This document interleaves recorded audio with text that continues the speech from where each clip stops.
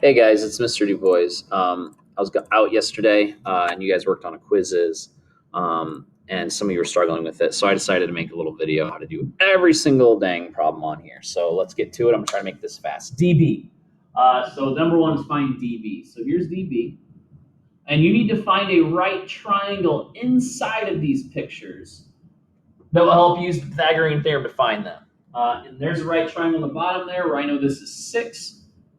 Okay, so I've got dB is the hypotenuse, so 4 squared plus 6 squared equals BD squared. I've got 16 plus 36 equals BD squared, which would mean BD squared is equal to 52. So BD would be equal to the square root of 52, which is here. Okay, number 2, find ED. ED is on this front face, where this would be my right triangle. I know this side is 9, the bottom is 4, so again, Pythagorean theorem, 4 squared plus 9 squared equals ED squared. 16 plus 81 is equal to ED squared. ED would be equal to 97 ED squared. So when you square root both sides, you get square root of 97, which is here. Number 3, find DG.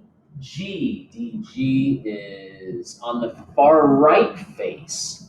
So I've got a little right triangle here, where I know the bottom 6, the top is 9. So I've got 6 squared plus 9 squared equals DG squared. 36 plus 81 is equal to DG squared. That would be DG is equal to 117. Square root both sides. DG is the square root of 117, which is here. Number 4, it says find DF. Okay, so DF is, it's this little diagonal across the inside of it. And the right triangle, a little harder to visualize, will be right there, inside of the triangle. But looking at this, all I know is that this is 9. Okay? I don't know BD, but luckily for me, I found BD in the last problem. It is the square root of 52, which means down here is square root of 52. So from number 2, I knew that was the square root of 52. So when I use the Pythagorean theorem, I'm going to have square root of 52 squared plus 9 squared equals the DF squared across the middle of that. Okay, so that 52 plus 81 equals DF squared, which would mean DF squared is equal to 133 square root both sides. You get DF to be the square root of 133, which is here. Number 5, find the length of AC. AC is across the bottom down here. This says it's a square-based pyramid. So that means this is 0.6 also. So again, I have Pythagorean theorem, 0.6 squared plus 0.6 squared equals AC squared. That'd be 0.36 plus 0.36 equals AC squared. AC squared would be 0.72. AC would be equal to, looks like I've got square root of 0.72 is 0.848528137, which is here. Number 6, calculate the length of ED. ED is this right here. Okay, so looking at my picture here, I can use this right triangle right here, where I know this is 1.5. Now, I don't know that bottom side OD, but I do know that since this is a square-based pyramid, that AC is going to be equal to BD. Those two diagonals on the bottom are going to be equal, okay? And then I also know that E is above the middle of the base. So O is going to be right smack dab in the middle of that square. which means BD, since it's equal to AC, is going to have to be half. This is going to have to be half of the whole thing. Okay, so I know this bottom piece is going to be half of 0.72. So using that, I've got 1.5 squared plus 0.72, which is the whole thing, but I only need half of it, squared, equals the ED squared. Now this is going to be a little messy here, so let's divide by 2, square it, plus 1.5 squared. This gives me ED squared to be equal to 2.43. Okay, so that means ED is going to be equal to, let's see, square root of 2.43 is 1.558845727, which this is the one a lot of you missed. It was none of those. None of those were the right answers. Okay, number 7. Find the length of EM, where M is the midpoint of CD. So here's M. I need EM. If I'm using this front face here, I have a right triangle right there. Okay, where the bottoms, this is the midpoint, that means this has to be 0.3, half of the whole 0.6.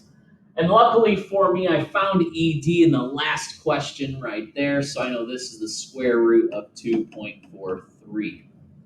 So this time I'm looking for EM, which is not the hypotenuse. So setting it up, it's going to be EM squared plus 0.3 squared equals the square root of 2.3 squared. Okay, so ED was the hypotenuse, which was square root of 2.43, or that long decimal. Okay, so doing this, we've got this squared minus 0.3 squared. Gives me EM squared to be equal to 2.34, which would mean EM is equal to the square root of 2.34, which is 1.529705854, which is that one. Number 8. Find OV, the height of the cone. Okay, so I'm looking for this right here. That is a leg. So we're going to have OV squared plus 4 squared equals 9 squared. OV squared is going to be 81 minus 16 squared root of 65. So OV is going to be the square root of 65, which is here. Number 9, calculate the length of AC. So AC is on the bottom. So again, I've got a little right triangle down here on the bottom. 0.9 squared plus 0.7 squared equals AC squared. 0.9 squared plus 0.7 squared gives me AC squared to be equal to 1.3. So AC is going to be the square root of 1.3, which is, do something wrong, let me see, squared plus 0.7 squared, square root both sides. Yeah, so AC is going to be equal to 1.140175425, which is here. Number 10. Let's see. Find the length of the longest fitness bar that can fit in the cupboard. Okay, so you got to think here. If I were to place something in here, it needs to be the longest possible piece that I can use. Okay? You are going to have to use it from the top corner all the way to the bottom. That would be the longest piece you can use. And if you build your triangle, it's going to be inside it like that, where AG is the longest bar that would fit inside of there. Now, I know GC is square root of 1.5. AC, I just found, is the square root of 1.3. So to find AG, I would use square root of 1.3 squared plus 1.5 squared equals AG squared. Do this, let's see, so square that plus 1.5 squared. I'll get AG squared to be equal to 3.55. square root both sides, I would get AG to be equal to 1.884144368, which is here. Number 11, calculate the length of AC. So AC is on the bottom here. So I've got this right triangle there on the bottom. Where it would be 10 squared plus 4 squared equals AC squared. AC squared would be equal to 116. Square root both sides to get AC to be equal to 100. Square root of 116, which is here. Number 12, calculate the angle that AG makes with the face ABCD. So ABCD is on the bottom, AG is right here. So it's asking, what is this angle right there? Okay, what is the angle that AG is that top piece, makes with the bottom face? So that's the little angle I'm looking for right there. Now I know this here is 3. And I just found AC was the square root of 116. So I'm looking for the angle. So I'm using SOHCAHTOA. It's a right triangle. Okay, so this would be tangent. It'd be inverse tangent of opposite over adjacent. Okay, so inverse tangent of 3 divided by the square root of 116 gives me angle X to be equal to 15.564866 squared. No, degrees, sorry. Which is 15.6 degrees right here. 13, find AF. So AF's on this far side over here. So I've got a little right triangle right here where this is 4. So I've got 3 squared plus 4 squared equals AF squared. This would be 25 is equal to AF squared. AF would be equal to 5. All right, number 14. So it says find the angle that the face AEFB, which is that far left face, makes with line AG. So here's AG, and I'm looking for the angle it makes with that far left-hand face. That would be the piece you would need. Okay, so I know AF is 5, so there's the triangle that I would need. That bottom face, looking for that angle. I'm looking for this angle here, where this is 10.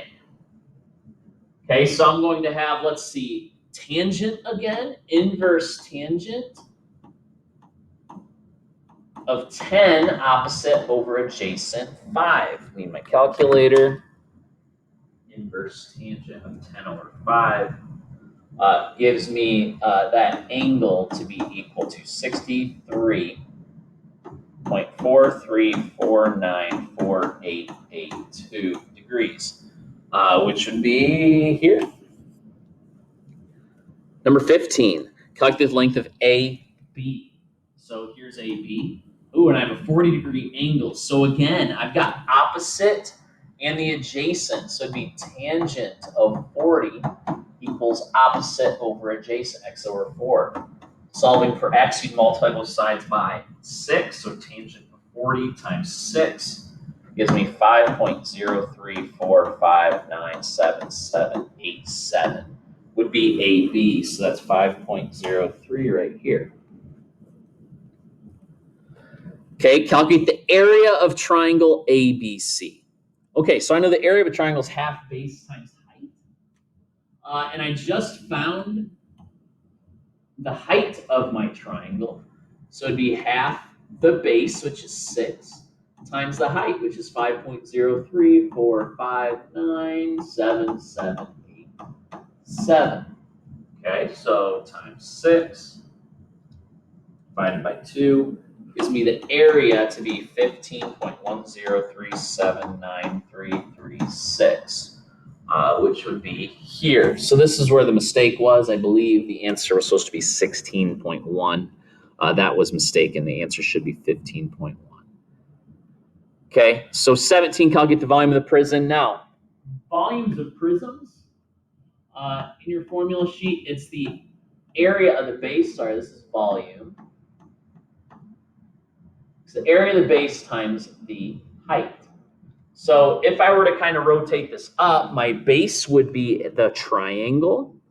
The height would be 10. Okay, so the area of the base here, 15.10379336 times the height, which is 10, which gives me the volume to be 151.0375336, which is here. So again, the answer before was 161. It should have been 151 if you missed that, which I think a few of you did. 18, calculate the surface area of A. So the surface area of A, so I have 6 sides, 6 faces to this little cube. Okay, so if I find all 6 faces, the area of all 6 faces. Okay, so let's go the front and the back. The area would be 2 times 2. There's 2 of them. This is the front and the back. Add that to, let's call it the left and the right. The area of the left and the right are, again, just 2 times 2. Plus, I've got 2 top and bottom. Let's call them top and bottom. The area of the top and bottom is also 2 times 2. So I've got 2 times 2 times 2. 3 of those, which would give me the whole surface area to be 24, which is here. Okay, similarly on B, you kind of just be careful, be organized. Okay, so let's go front and the back. There are 2 of them. The front and the back would be 2.5 by 2. Okay, add that to, let's go to the left and the right. The left and the right are 2 times 1.5. And let's add that to 2 of, let's see, I did front, back, top and the bottom. I haven't done the top and the bottom yet. The bottom is going to be 2.5 times 1.5.